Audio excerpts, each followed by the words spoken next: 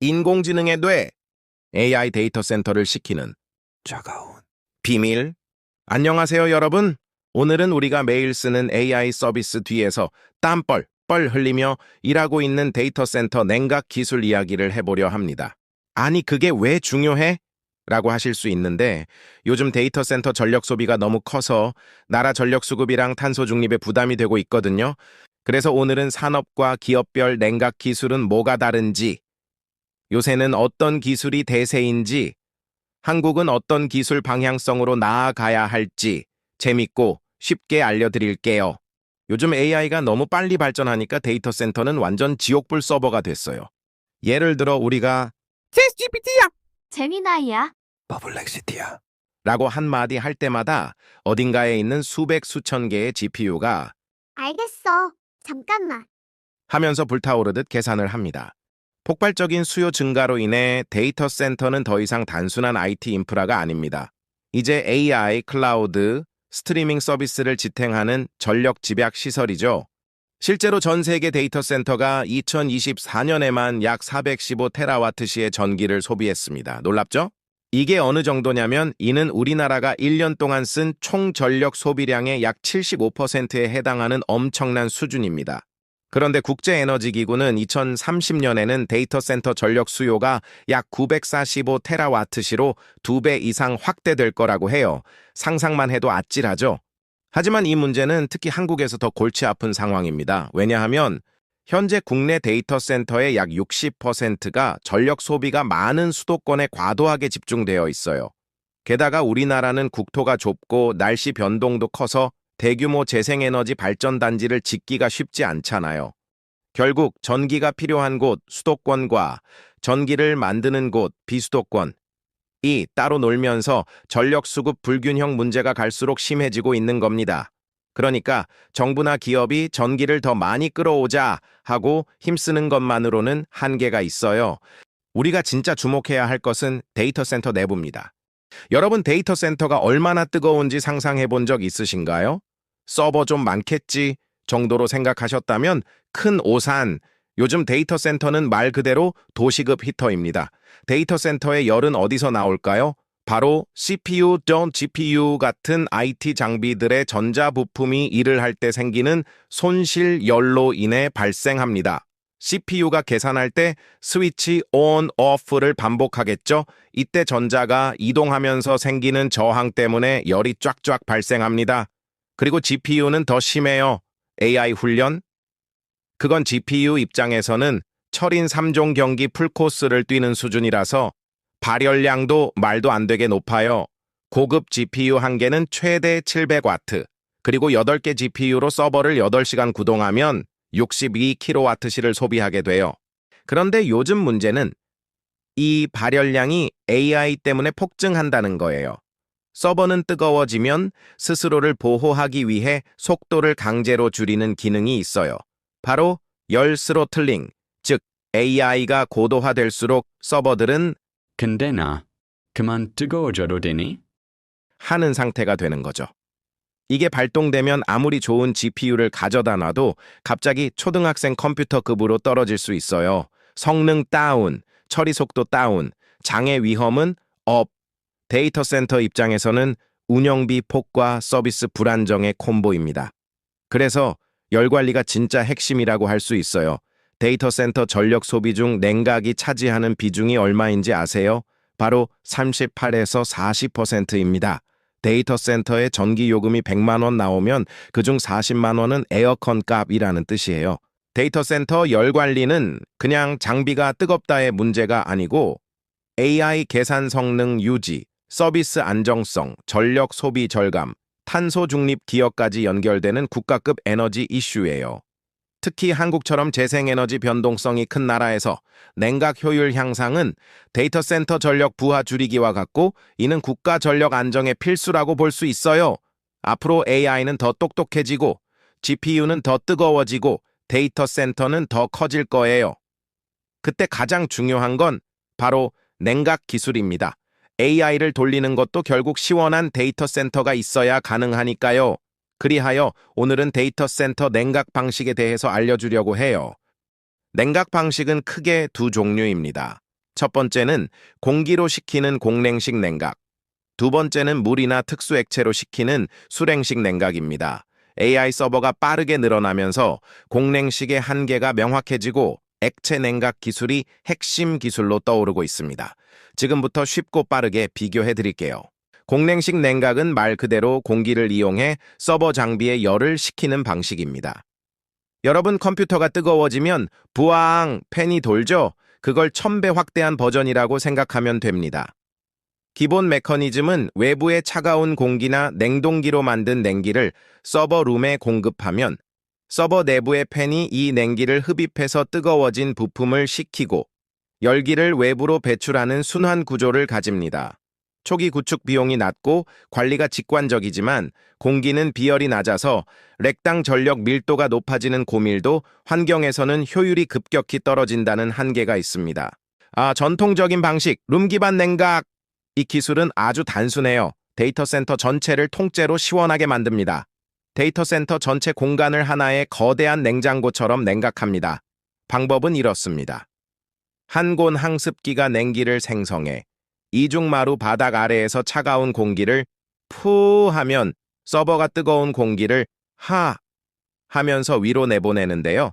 다시 공조기가 그 공기를 빨아들여 식힙니다. 근데 문제는 차가운 공기랑 뜨거운 공기가 섞여버린다는 거예요.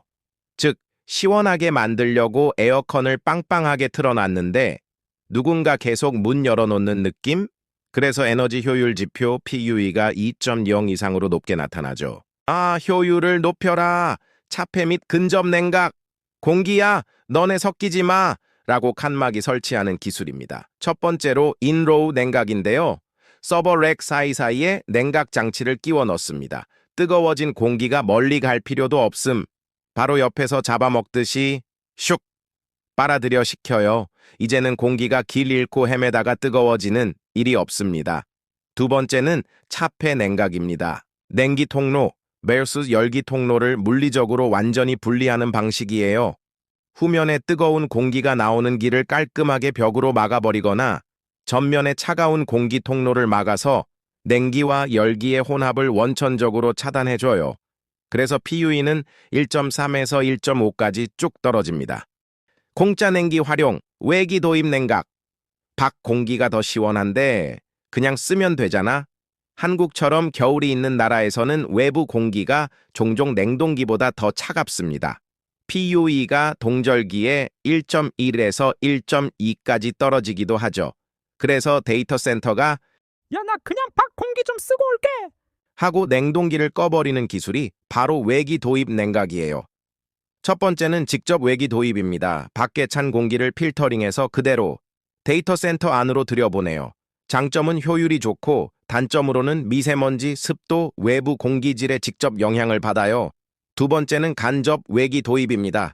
외부 공기와 내부 공기를 섞지 않고 열만 교환해요.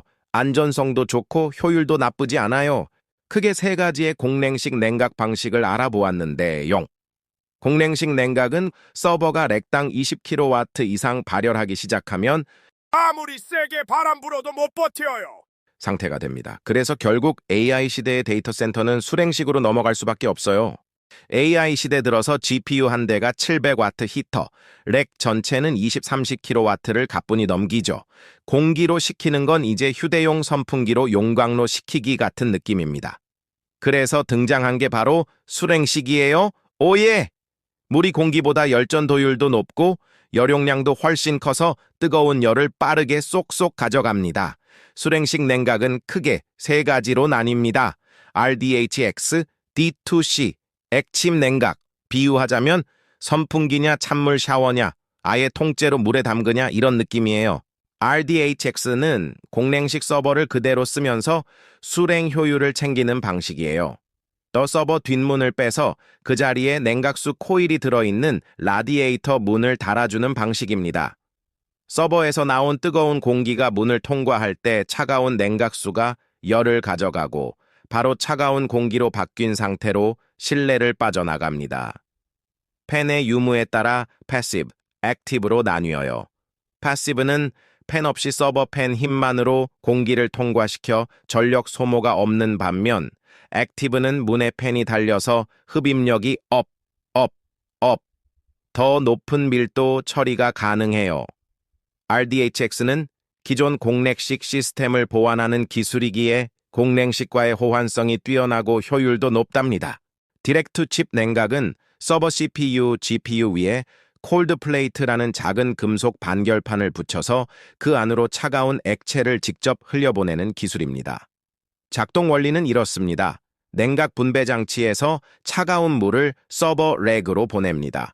그 물이 각 칩 위에 콜드 플레이트를 통과하며 열을 1대1로 흡수해요. 뜨거워진 물이 다시 CDU로 돌아와 재냉각합니다. 다시 차가운 물이 칩으로 공급되는 무한순환 형식이에요.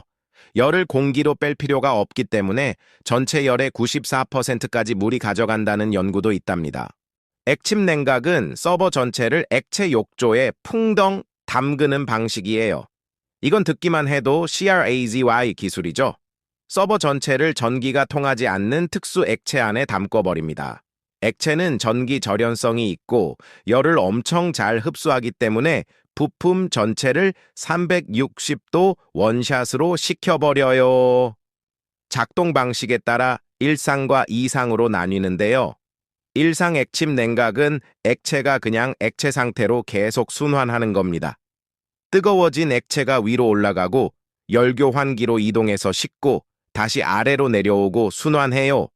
순환 방식에는 자연대류 또는 펌프가 있어요. 2상 액침 냉각, 이건 좀 더 영화 같아요. 냉각수의 상변화를 이용하는 방식입니다. 부품 열에 닿으면 액체가 보글보글 끓어서 기체화되고 위로 올라가서 응축기에 닿으면 다시 액체가 되어 이 액체가 아래로 떨어지면서 재순환됩니다. 기화열 때문에 열 제거 효율이 말도 안 되게 높아져요. 표로 한눈에 비교하자면 이렇습니다. 공냉식보다 수냉식 냉각 기술의 PUE가 더 이상적인 것을 알 수 있죠. 이제 공냉식, 수냉식 기술들을 다 살펴봤으니까 진짜 현실에서 누가 어떤 기술을 쓰는지 볼 차례죠. 국내 기업들은 다음과 같습니다. 우선 네이버는 외기 활용 기술 NAMU와 AMU로 냉각 비용을 줄이고 있어요. 공기만으로도 PUE를 1에 근접하게 유지하고 있습니다. KT는 AI 기반 냉각 제어 시스템 AITMS를 도입하여 장비별 온도를 실시간으로 분석해서 냉방 전력을 최대 24% 절감하고 있습니다. 삼성물산은 침치 액체 냉각을 도입했는데요. 기존 공냉 대비 80%를 절감하였고 PUE는 1.0이 수준입니다. 네. 그래서 국내 기업들은 기존 공냉식 인프라를 AI로 최적화하는 동시에 삼성물산처럼 액침 냉각이라는 차세대 기술을 선제 도입하며 시장을 주도할 준비를 하고 있습니다. 글로벌은 더 과감합니다. AWS 같은 경우는 공냉 데이터 센터 규모가 너무 커서 직접 맞춤형 D2C 시스템인 IRHX를 개발했습니다. 메타는 싱글 페이지 콜드 플레이트로 50kW가 넘는 AI 클러스터의 효율성을 높이고 있습니다.